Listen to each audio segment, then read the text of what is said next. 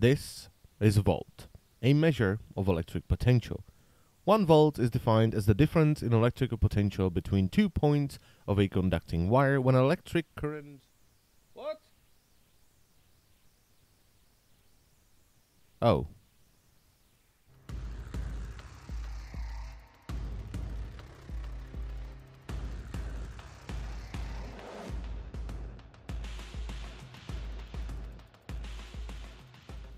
Now, I know I said I'm gonna review Mac this weekend, but seeing as they're still tweaking her abilities and some of them still don't work the way they're supposed to, I decided to do Volt instead, which is the second frame that was reworked with update 18.13.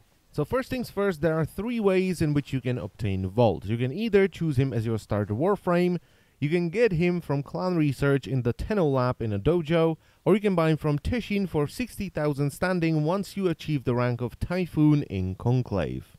Volt Prime, like all other primed items, comes from the Void, so to get the blueprint you can do Tower 2 capture or Tower 4 capture. Helmet comes as a reward from Tower 2 exterminate or Tower 3 survival rotation B. Chassis comes as a reward from Tower 2 Sabotage, and Systems come as a reward from Tower 2 Exterminate or Tower 1 Survival Rotation C. The original Volt is pretty squishy. He only has 100 health, which goes up to 300 at rank 30, although he does have 150 shields, which go up to 450 at rank 30. But he only has 15 armor, which is the lowest armor count in the entire game. He has 100 power, which goes up to 150 at rank 30, average sprint speed of 1, and he has 3 polarities, a dash, a V, and an additional V in the aura slot. Volt Prime sports an additional 85 armor, which makes him much tougher than his regular counterpart, and he has 100 more power, coming in at 200, which goes up to 300 at rank 30, so Volt Prime has the highest energy count in the game, along with Saurim Prime. And just a little bonus, he also has 1 more V polarity. His abilities, as you may expect, are all electricity based, and they range from simply zapping enemies with lightning to running at lightning speeds, putting down lightning shields, or simply electrocuting everything around him. Now, before I talk about the abilities in depth, I just want to say that all the augments for Volt can be obtained by either reaching the rank of Maxim under the Arbiters of Hexes, or the rank of Exalted under the Red Veil, and they will cost you 25,000 standing. So first up we have Volt's passive called Static Discharge, where physical ground travel between weapon attacks or ability casts will add bonus electricity damage towards Volt's next action. And this passive is very simple. As you run around, you will charge this static energy, and the next time you damage an enemy, whether it is shooting them or using an ability on them, this bonus damage will be released. The damage caps out at 1000 bonus electricity damage, and it is not affected by power strength. Actually, there is one more thing I want to talk about before I talk about the abilities, just to avoid some redundancy. The unique status effect of electricity damage is Chain Lightning, which will deal 50% of your weapons or power's base damage as electricity damage to surrounding enemies within 5 meters. And affected enemies will be stunned for 6 seconds, exposing them from cover and preventing them from moving or shooting. And with all that said, let's finally take a look at the abilities, and the first one is called Shock, where Volt releases an arc discharge at a specified location that can chain to enemies within 15 meters of each point of contact. The arc can chain a maximum of 5 times and inflicts 200 electricity damage with a 100% status chance on each enemy. However, the enemies do have to be in a line of sight of the arc. The damage is affected by power strength, and the range at which this arc can chain is affected by power range. Now, this ability doesn't have a target requirement, so you can aim it on the ground and get an AoE splash damage effect instead of the Chain Lightning effect. However, this way you will lose on the potential chain of stuns. And finally, this is a one-handed ability, so you can use it while performing many actions, including reloading. And since this ability will stun enemies if you hit them directly, this is extremely useful. The augment for Shock is called Shock Trooper, where casting Shock on allies will add 100% electricity damage to their attacks for 40 seconds. This can combine with other elemental damage your allies already have to create elemental combos. So if your allies are using cold damage and you use Shock Trooper on them, they will do magnetic damage instead. Now, the bonus damage is affected by power strength up to a maximum of 299% bonus damage, or 309% bonus damage if you have the Arcane Storm Volt helmet. And the duration is affected by power duration. Volt's second ability is called Speed, where Volt energizes his body, increasing his attack speed, movement speed, and reload speed for 10 seconds. At the same time, he will also drop a coil that's only visible to his allies and will give them the same bonuses if they run over it and pick it up. The bonus percentages are affected by power strength and the duration is affected by power duration. Now, I'm not going to talk about the exact percentages because I'm actually not sure how much it is, but the speed buff is around 50%, same for the attack speed buff, and the reload speed buff is around 20%. Now, speed will affect the distance of combat maneuvers like front flipping, faster sprint speed, or longer bullet jumps, but it will not affect casting speed, knockdown recovery speed, or holster speed. And once again, this is a one-handed ability, so you can use it while performing many actions, including reloading. The augment for speed is called Shocking Speed, and this description is a little bit confusing because it says enemies touched while sprinting under the effects of speed will take 175 electricity damage with a guaranteed proc. This is not true. Enemies will take damage while you're under the effects of speed, however you don't have to be sprinting, you can be walking, using melee attacks or doing bullet jumps. The damage is affected by power strength mods, but the range is always locked at 3 meters and you cannot mod for it. And it's also worth mentioning that this effect will also apply to allies if they pick up the coil. Volt's third ability is called Electric Shield, where Volt deploys a large shield made out of energy that can be transformed into a smaller personal shield, providing cover for any situation.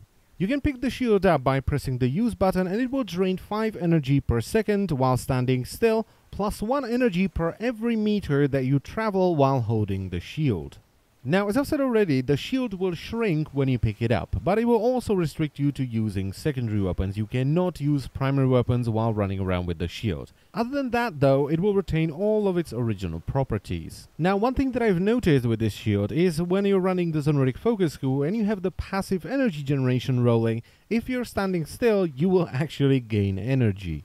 Now, by default, the static shield is 4.25 meters high, 6 meters wide, and it will last 25 seconds. And firing weapons through the shield will give them 50% bonus electricity damage, just like an elemental mod. So if you have a weapon that by default does 100 damage and you fire through the shield, you will do 150 damage. Firing through multiple shields will stack the damage additively, so if you fire through 3 shields for instance, you will get 150% bonus electricity damage. Now on top of this, firing through the shield will also multiply your critical damage by 200%, and this unfortunately does not stack additively with multiple shields. These bonuses are not affected by power strength, and the height and width is also not affected by power range. The only thing you can modify with this is duration with power duration. Now, since this is a shield, it also has to block things, and while most hostile gunfire and AoE damage is blocked by the electric shields, weapons with innate punch-through, such as the Haika Master's Ignis, can bypass the electric shield and damage you. Now, as you've probably already noticed by watching the footage, you can also cast Shock on the shield, which will cause enemies that pass through the shield to take 100% of your Shock's damage. Now, weapons that have multiple different sources of damage, like the Torrid, will benefit from the shield on all their attacks, as long as you fire, for instance, the Torrid Grenade through the shield. And health trigger weapons will also gain hit scan properties, so for instance the Spectra, which has a noticeable travel time on its beam, will hit enemies instantaneously as long as it passes through the shield.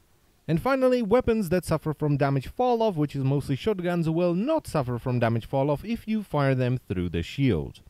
And Volt's fourth and final ability is called Discharge, where Volt discharges a violent electrical pulse, converting enemies into arc-emitting Tesla coils that deal devastating damage to nearby enemies. Any enemies that are hit by the initial pulse will become stunned and emit arcs of electricity like Tesla coils, shocking hostiles who come within 4 meters for 50% of Discharge's damage. Tesla coiled enemies will remain undamaged by Discharge for about 4 seconds, and after that they will begin to receive 450 damage per second until they take 4000 damage. The initial pulse of Discharge has a radius of 20 meters, which is affected by power range. And both the damage of Discharge and the health threshold, which deactivates the Tesla coil effect, are affected by power strength. Power duration is a little bit wonky and, to be honest, quite confusing with this ability, because you have effect duration and power duration. And power duration affects effect duration and it does not affect power duration. Yeah.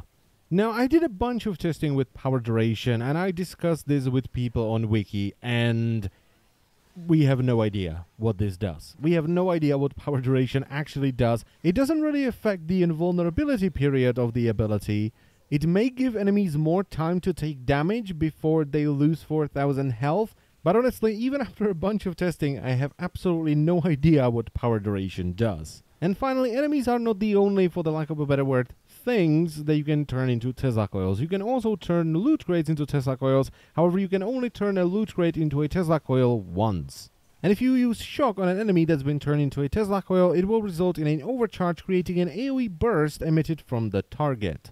The augment for Discharge is called Capacitance, which converts 3% of the damage dealt into shields that are split between Volt and allied Tenno.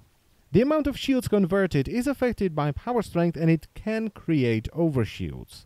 So was this, in my opinion, a good rework? Yes. Before the rework, I didn't really play Volt at all. He was kinda meh, but after the rework, I find myself playing him more and more often. I think it has a lot to do with the change to his shield and, the ability to pick it up. Because before the rework, Volt was a Warframe that had an amazing ability for speedrunning, and he was focused around being this fast and nimble Warframe, and he had a stationary defensive ability. Those two things don't really go together. But now, since you can pick up the shield, you can run around really fast, it's amazing. It feels really good to play the new Volt. And the thing that I love the most about this rework is that he did not lose his stationary defensive ability, because he can still put the shield down and defend objectives very effectively. And when you discharge in the middle of an infested ship, oh boy, the damage, it's real. Against Corpus, Grenier, or the Corrupted, it's more of a crowd control ability, but against the infested, oh my goodness, the damage is ridiculous. Volt now has a really cool toolkit. He has a stun with a little bit of damage with shock. He has speed, which is amazing utility that can be provided to your allies. Then he has defensive abilities, whether it is for himself by picking up the shield, or, just regular defense by putting the shield down. And Discharge, as I've said already, more crowd control, and in the case of infested, damage. Right now, I can just recommend Volt right away. He's a lot of fun, he has great utility, great damage, and great defensive potential. He's just awesome. Before the rework, it will be sort of a non-committal meh, but right now, it's a definite yes. Go and get Volt, you will not regret it. And that's it for the video, so I thank you very much for watching as always, and I will see you next time. Bye-bye.